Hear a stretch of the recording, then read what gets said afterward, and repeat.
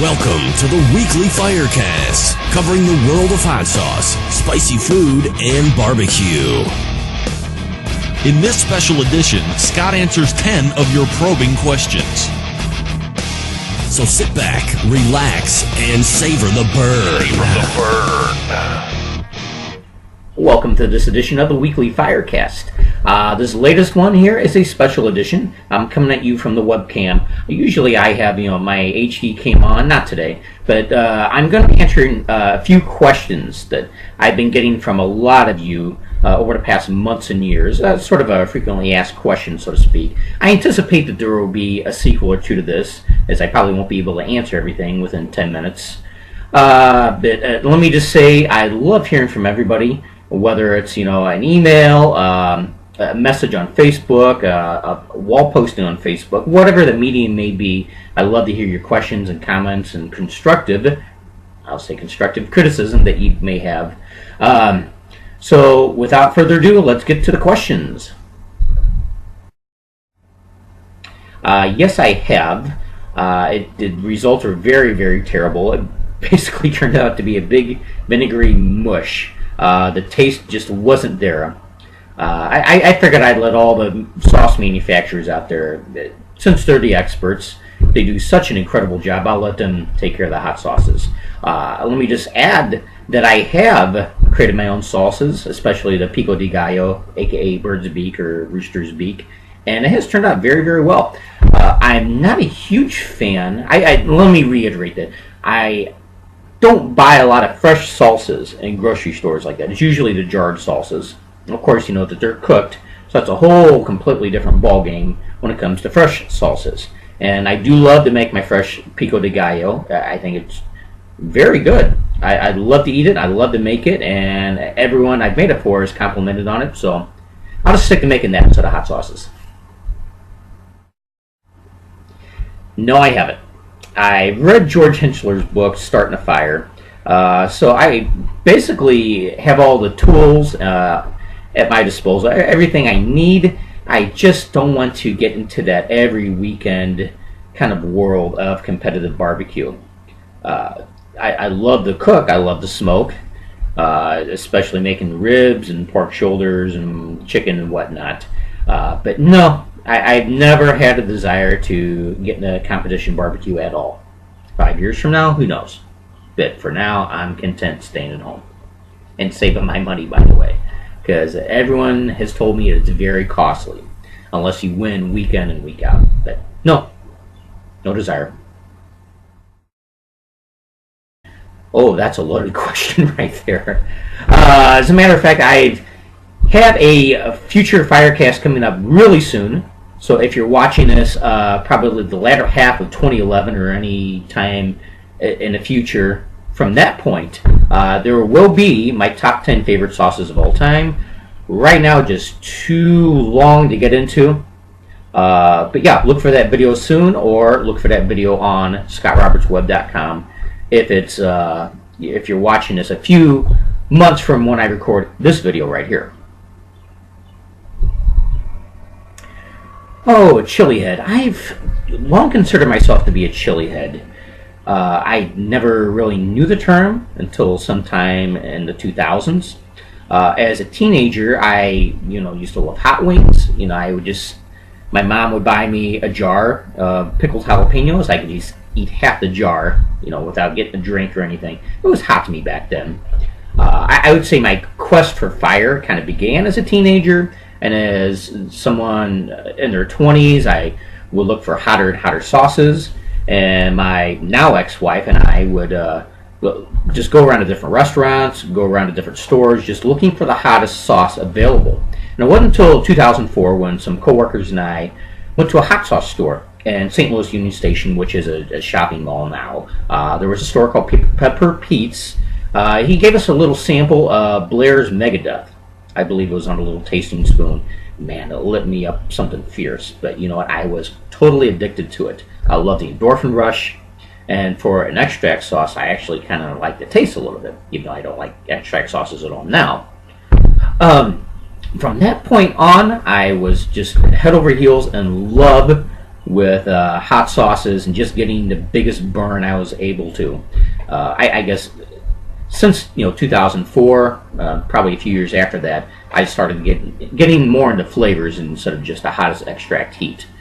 But yeah, it was that point. Blair's Megadeth did it for me, where I totally considered myself to be hardcore into this, and here I am now. Hottest thing I've ever eaten had to have been the Source. I've never tried pure capsaicin. I tried a toothpick with the Source at 7.1 million Scoville units. Hot enough for me.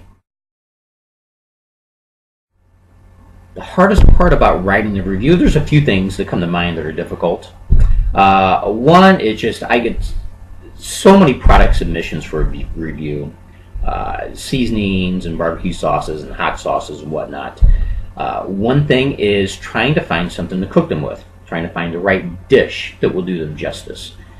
So sometimes it might actually be months before I'm able to get to a product. And of course, there's a few manufacturers, will contact, have you tried it yet? Have you reviewed it yet? Sometimes I just have to be honest and say, no, I haven't gotten to it yet. Because, reality comes in. I am a single dad. I have to cook for my boys who are picky. I'm not a single guy. I can't create exotic meals every single night. There's also the whole money issue. I can't afford to, go to the grocery store and get $50 just for one meal to review a sauce. $50 may be an exaggeration, but I think you know what I'm talking about. So just finding something to do it justice, the product, that is a difficult thing. I would say the actual writing part is always the introductory paragraph. It's so easy to go into the formula where you list out the ingredients. What's the aroma like? What's the appearance and texture like? What's the taste? All that's templated. It's very easy to do. But just coming up with a unique introduction that won't bore people, review after review. I probably find myself repeating things all the time. But I just want something that will just kind of suck in the reader. I probably don't do that good of a job doing it. But just to kind of get their interest, saying, here's the company, here's the product I'm doing, whammo, read on, here it is. So those are probably the two hardest parts of being a spicy food reviewer.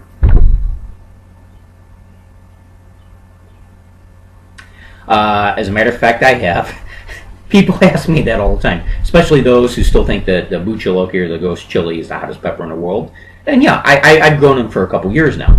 I've eaten them whole. I've eaten whole ones smoked. I've eaten smoked ones crumbled up, on a pizza. I've eaten fresh ones sliced up, and all kinds of foods and dishes and all that. I'm very used to eating buchaloki. Tried out scorpion? Yes, I have. I've never eaten a whole scorpion before by itself.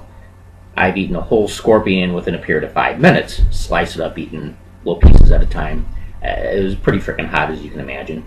Last year, I grew some scorpions. Only about 2.5 pods, the actual little peppers, were produced. They're just really scrawny, embarrassing. Because I was actually thinking of eating one on camera, but I thought, this tiny little thing? No, people will laugh at me unless they Scott, get a real sized one. I got some from Jim Duffy this year. I have a couple different plants, and I'm really looking forward to trying, hopefully, a nice sized Trinidad scorpion on camera. I know it's all been done before. I don't want to be, a Me Too type person. But to summarize the question, yes, I have tried both many times. Oh, I wish I could make a living from this. Right now I just get a little bit of ad revenue from what's on my website, from Google Ads, from the manufacturers who have the banners on there. There's so much I love about this industry, and if I had more time, if I didn't have my 9-to-5 job, I would devote so much time into being a blogger, podcaster. I would be able to create more video shows, and I don't want to say I would definitely be able to make a full-time living from it, but I would definitely get a lot more money in my pocket from it. And of course, money is not what I'm after. I'm not like some people in this industry. I'm not in it to just make as much money as I can. Nothing wrong with making money from something you love, but I think you have to do it ethically. You have to, charge people fair amounts. You can't exaggerate saying, oh, I had this many visitors on my site. You want to buy an ad for $800? I can't do that. That's not ethical to me, because people would be getting ripped off right and left. So, yeah, I really wish I could make a living from this. That's kind of why I explore different niches, getting into video, a little bit in the podcasting, just kind of dip my toes in the water, seeing if there's any potential there, not only for making money, but for having fun. And of course, having fun is the most important. That's what the aspect of this I love the most. So I love writing about this, talking about it, and I hopefully, you have fun watching me and reading my stuff and reading all the other good blogs out there too. I hope you guys support them as well. Yeah, a lot of people think that the Scoville Scale on my website is something I created on my own, as if I had some, high-performance liquid chromatography equipment in my basement, and here I am testing peppers and sauces all day long. Couldn't be further from the truth. All of that has been gotten from third parties. I have not gotten a single result from any testing I've done myself.